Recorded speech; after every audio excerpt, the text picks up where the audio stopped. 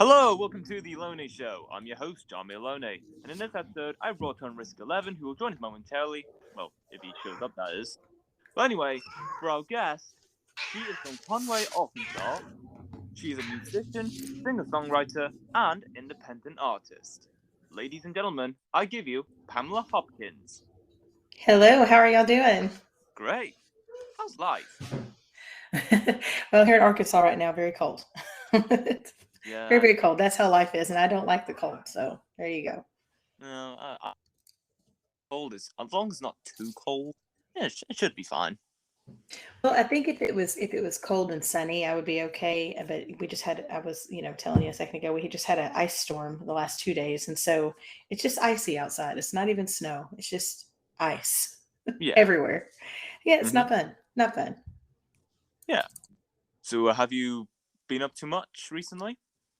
No, just writing. Well, I say no, but I guess yes, actually. Working my gigs and then booking new ones and working on touring and then writing quite a bit here lately with my co-writer. So we have a lot of new music coming out over the next year. Okay, great. Have you done any live concerts recently? Yes, here we're live all the time. So there's no closures or anything like that. So I work every week. Great. What inspired you to become a music artist? Just my love of singing and I guess just music has always just made my heart happy. I've always come back to it. Ever since I was a little girl, I've been doing something with music, whether it's playing the cello or the piano or singing. And I was just fortunate enough to be able to make a living out of it now. So I don't know if there's anything that inspired me. It's just what I've always done. Okay, great. What genre of music do you play in or do? Out of Yeah, curiosity. mostly country. Yeah, mostly country. Now my gigs that I do, Ah, we do a little bit of everything. So, but country is what I write when okay. I do my independent stuff. Okay, great. What was life for you growing up? Say that again. You cut out a little bit. What? What was life for you growing up? Well, I grew up not out in the country, here in Arkansas, and it's a smaller state out of the 50 states. Um, I don't know what you like, lower middle class. So my parents didn't make a whole lot of money. Um, and we couldn't afford a whole lot. But I lived in just a suburban neighborhood, small houses, and went to school in I guess a normal elementary, but it was considered kind of the rougher part of Little Rock. I guess is where I grew up. And but life, I played. I don't remember a whole lot back then. That was a long time ago, and there wasn't social media, so it was hard to.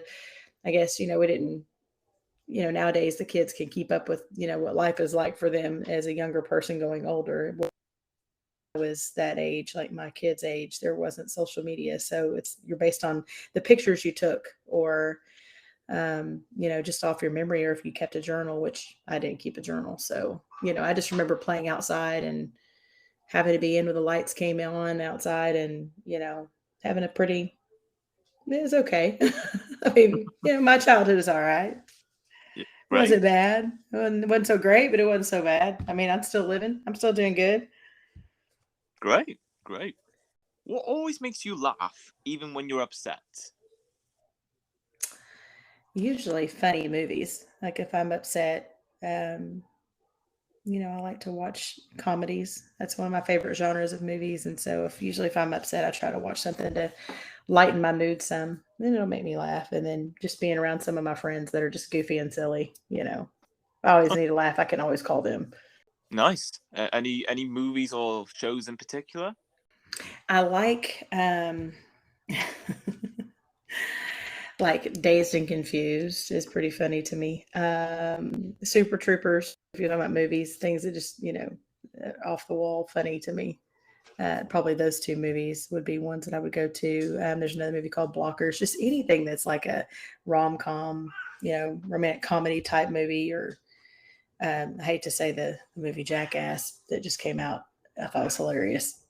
I mean, Like, belly hurt laughing so hard on parts of it.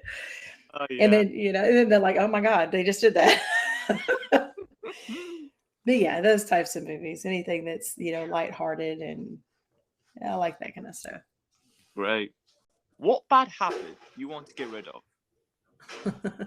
Eating sweets. Yeah. I Okay. love sweets, and I have like a sweet tooth. So yeah, I can't resist them sometimes. Unfortunately, Okay. always battling my weight because of that. But I would say that's a pretty bad habit. Like, Yeah. I'm not going to have it today, and then what happens? Yeah, I go to the refrigerator. I'm like, we're going to eat it anyway. I'll deal with that tomorrow. Yeah. So, do you travel often? I do. In fact, in a week and a half, I will be leaving for Alaska and Hawaii on a military tour. So I'll be gone for 2 weeks doing music, or 2.5 weeks doing music. And then in June, I will be in the Baltic, hopefully, if everything's okay up there. That way I'll be on be working a cruise up there for 5 weeks. So we'll see. But yeah. Yeah. Love to travel. Yeah. What songs do you like most that you sang? I love the song "Giving a Damn Don't Go With My Outfit." That one just makes me smile anytime I play it. I like it. My newest, my newest song, "One More Last Kiss." I love just the melody of it, and I love listening to Jason Lee Campbell sing that one, as well as Little Things. I'm a sucker for slow songs, but those are probably my three favorite that I do, that I've co-written and recorded. Okay. Great. What is the most ridiculous fact you know? That's I don't know. I have to think now. What is a ridiculous fact? I don't know. Could be anything around your life. I know. I say I don't know if it's ridiculous or not. I don't know a whole lot of facts. I try not to know It's facts. Huh. I don't know. Answer that one off the top of my head. I would have to sit and think about that one a long time and go, what is something I know that is, a true ridiculous thing? I don't know. I can't. I don't know. What's yours? What's your ridiculous fact? Do you have one? Yeah. Hold on. The thing is, I have tons of facts, but I'm not sure which one to say. Right. Basically, the amount of spit we produce is enough to fill 2 swimming pools. That's crazy. Yeah, it's crazy. But who takes the time to make up a fact like that? Like, or to study it. Yeah, to actually measure it and go, the amount of this is, like my whole life spit in 2 swimming pools. That's just nasty. Huh. What's the most useful thing you own? You guys have a lot of questions I don't even think about. The most useful thing I own, probably my phone. Okay. I would think my phone is the most useful thing. I mean, it helps me get, from point A to point B when I don't know where I'm at. If I need to look up ridiculous facts, I can Google it. If I had to. There you go. So I would say it's probably the most useful thing. I mean, it's my alarm clock. It keeps notes on my songs. I keep recordings on there. So I would probably think that is the most useful thing I own. Okay. That and a bra, maybe a bra. Okay. Nobody wants to see all that without one. Yeah. Yeah. What was the last good book you've read? When I was an English teacher, I used to read. Gosh, I'm trying to think of the name of it now. That was years ago that I've actually read a book. I do a lot of listening to books. So if I said audiobooks, if you say read or listen to. Back when I was an English teacher, I enjoyed the young adult novels. Patrick Carman novels, any of those were always great. Now, the most useful book that I have listened to lately, because I do a lot of traveling, so I listen to books, is called, and I don't know if I can say the word. Am I allowed to say the word? It's got a bad word in it. But it's called Unf Yourself. Unf Yourself. There you can fill in the blanks. But it's by Gary John Bishop, and it's a great book. He just gives a lot of life little life tidbits, like how not to get stuck in everyday stuff, and things you need to do to pull yourself forward. And so I thought that was like a really, really useful book. I probably listened to it about 2 months ago. It's probably when I finished it, but I really enjoyed that one. So Unf yourself, and you can, like I said, fill in the word there. Excuse me, by Gary John Bishop. It's really good book. I highly recommend it. Yeah. What's the most Yeah. awkward experience you've had? I was not planning on these questions. Awkward. Ah, man. I mean, the only I can think of like the most, one that sticks out in my mind is when I was a kid. I would say, and that's probably I'm filled with awkward stuff all the time. So they don't stick out in my head. But I know there was this time, and it was also embarrassing. It was awkward and embarrassing. But when I was a kid, I used to be a cheerleader. I say kid, I was a teenager, going through those teenagers. And Yeah. being a cheerleader, and we had this short skirts, and I was wearing a sweatshirt, and because I didn't like the bulk underneath my sweatshirt, I would just wear the sweatshirt with my skirt during the day, because at night, I was wearing to school as to represent, it's a game day. Well, we had a pep rally, and I was a tumbler, and so I had to go and do like round up back handsprings across the floor. Well, again, I didn't wear my other shirt under the shirt. And as I tumbled, my sweatshirt about came off, like it was above my head, and everybody saw. So I felt extremely embarrassed, extremely awkward, because after I was the only one out there in the middle of the floor tumbling, and I was like, this is highly embarrassing and highly awkward for me. But recent experiences, like I said, none stick out as, just people coming up to you and standing there. Besides that, like when I'm playing, sitting there staring at me, it's always awkward. But those. Yeah. Stare at me while I'm playing and singing, then you just go right on ahead. It's usually men, they'll stand right in front of you, but that would be probably recent awkwardness that happens. But the other, I've always remembered that, and then from then on changed the way I dressed under my sweatshirt, because my sweatshirt was too big, and I was like, yeah, we're going to put something else under that. Yeah. So what was your first show ever like? What was the feeling when you did your first ever show? Was there any particular feeling you were feeling? Nervousness or? Yes, nervous. Probably my first show with my band was like, just don't forget the lyrics. Don't forget the lyrics. And I had it in front of me, settling your nerves, because I'm a dueling piano player, as that's my trade. I've been doing that for almost 9 years. And so I'm always on stage with another player. And, now I do my own shows as well. So I have the dueling piano shows. So we cover everything from the 50s today, all genres. And it's mostly an all request show. And when my band does stuff, of course, we've rehearsed. And when we're rehearsing my original stuff versus cover songs, it can be, you're just hoping, because they do other gigs as well. They don't just work for me, they work for other artists as well. But you're hoping they remember your songs. And sometimes I know, like my first gig, I was like, how does that song go? How does that song go? And I could not remember for the life of me until they started playing the guitar. And I was like, oh yeah, that's how it goes. And it just, the nerves, and you start shaking a little bit. And I was like, please. And you get the self-talk yourself down off that and just go on with it. But we've gotten a lot better at that. I say we, by me is what I'm talking about. I've gotten a lot better at remembering my songs. So they're professionals. Me, they're doing pretend like I know what I'm doing. Yeah. So before the start of this interview, I've heard that one of your cats was meowing, and he was upset with you because you weren't petting it. I was wondering, do you have any other pets?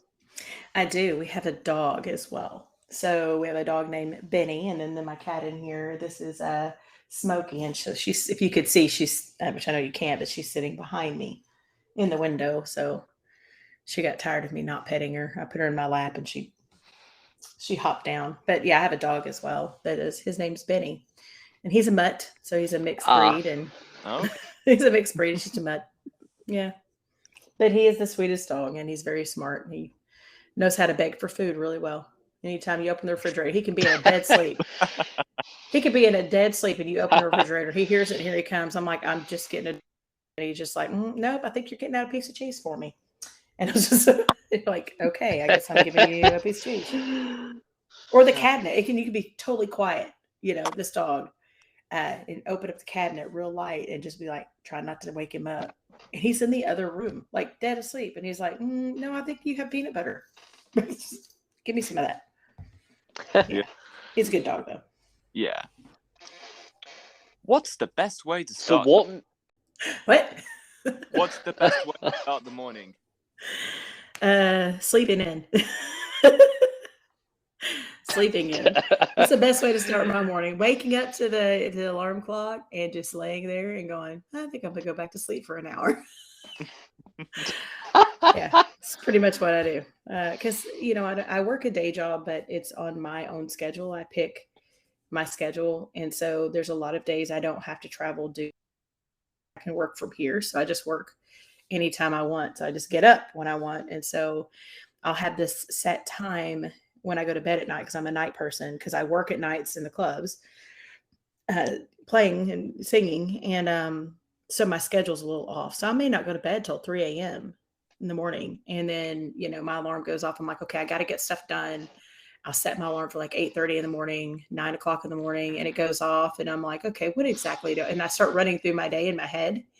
And I'm like, I look at the clock and I'm like, I think I can get another hour sleep in before I wake up. And so I'll reset my alarm and go back to sleep. That's the way I start my mornings. Then I feel better. I get up and, go about my business. Usually it's going from my bed to the couch to get on my computer. There you go. It's exciting life here at my house. So what's your what's your process like making music? What's your process for making music? Do you have a certain routine that you like to do with it? Yeah, so I keep lots of ideas and song titles and like little lyrics or whatever in my phone. And when we do a co-write, which is usually weekly and sometimes every other week I co-write with my co-writers out of Nashville, and we do a Zoom call. And then we go over like, okay, what is everybody feeling today? And I'll go over titles in my phone and what I've been thinking about for the week or the last couple of months. And then they'll talk about, things that have kind of been on my mind, like, hey, I've got this melody that's resonating. What do you think about this? And we kind of just kick it around until we come up with like, okay, what are we focusing on today? And then we just kind of start crafting at that point. And usually it's because one of them has had I've got this melody kicking around in my head. See what you think. And then they'll start playing on the guitar and kind of singing at this. And I'm like, I think that'll fit. And then we just kind of get a Google document going and we start writing. We generally finish a song every time we're together. Sometimes it takes us 2 writing sessions. This Monday we had a writing session and we got about halfway through a song, and we're going to revisit it next week. So we had to let it sit because we were stuck. Like, let's just let it sit. We'll come back to it next week and we'll try it again. And one of us records how it kind of went, what we were thinking at the time, and we pull it back up next week and we go at it again. So at that rate, we write generally, 3 to 4 songs a month. And then basically when it's time for me to go in the studio, I'll go over all the songs that we've written and I'll figure out what I like best. And those are the ones that I'll pay to have, recorded. So that's kind of the process. And I know some people go like, oh, I have this, but that's it. Truly, I'm great at ideas and storylines, and they're great at melody. And it's just, we're a great team to put that stuff together and create something that is a great song. Okay. Well, have you broken anything? Like bones? Anything? Yeah. Well, I've broken 3 bones in my body. I've broken, I drop stuff. I break stuff all the time. I think I broke my glasses the other day. I can never not break my phone. The most useful thing I have. It's always got a cracked screen on it. So yeah, I break lots of things. Never usually on purpose. Never. They're usually accidents because I'm a little clumsy, but it happens. Yeah. What's your biggest fear? My biggest what? Biggest fear. Fear. Fear. Yeah, you gotta talk Southern for me. My biggest fear, probably, and I know this is, I'm not fearful of many things. I was a cop for 13 years, so when you think fear, you think, things like that. So not very many things, am I fearful of? But I would say probably my biggest fear is losing one of my children before I die. Nobody wants to bury their kid, and it's a big fear of mine. No. So if I were to say, yeah, that's a fear. Otherwise, I don't have many, because I don't fear failure, because I think you grow through failure. I don't fear people. I'm not scared of people. And like I said, maybe that's because I was a police officer for 13 years of my life, that people generally don't scare me. I'm a pretty bold person, so I can hold my own with anybody. That's probably the biggest thing, though, is, I don't fear death, because I figure we're all going there eventually. None of us get out alive, so it doesn't scare me. But, like I said, fear that True. one of my children are going to pass before me, or be so injured or hurt or something happen that I can't help them. Because, that helplessness to help them would probably be a fear of mine. Yeah. But that's part of the mom in me. Yeah. If you had to get rid of a holiday, which would you get rid of? Which holiday would I get rid of? Valentine's Day. Okay. I would get rid of Valentine's Day. I think it's very commercialized and kind of stupid, but that's just my opinion.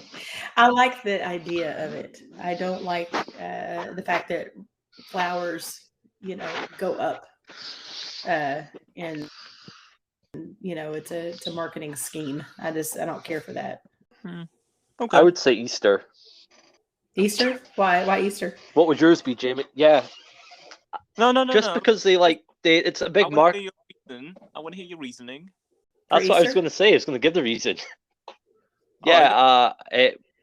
Basically because of the marketing, like the whole aspect of them, like marketing chocolate eggs, like the whole marketing of chocolate eggs and all that stuff, like just for one specific month and that.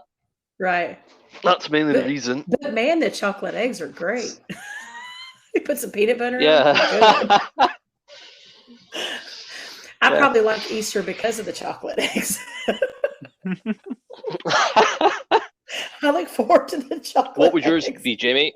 Yeah. Well, I'm not too strong on some of the holidays, but I would say,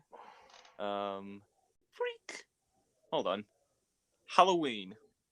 No. Why not? I can agree with that one. No, I love Halloween. That's my favorite. That's my favorite holiday. I love Halloween. Halloween is so fun.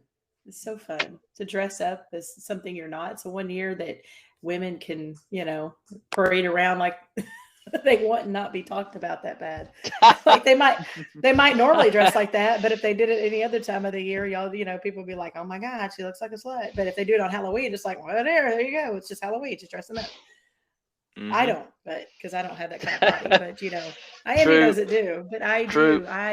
I love scary stuff though. So Halloween is probably my favorite. That and our Independence Day here, because I like fireworks.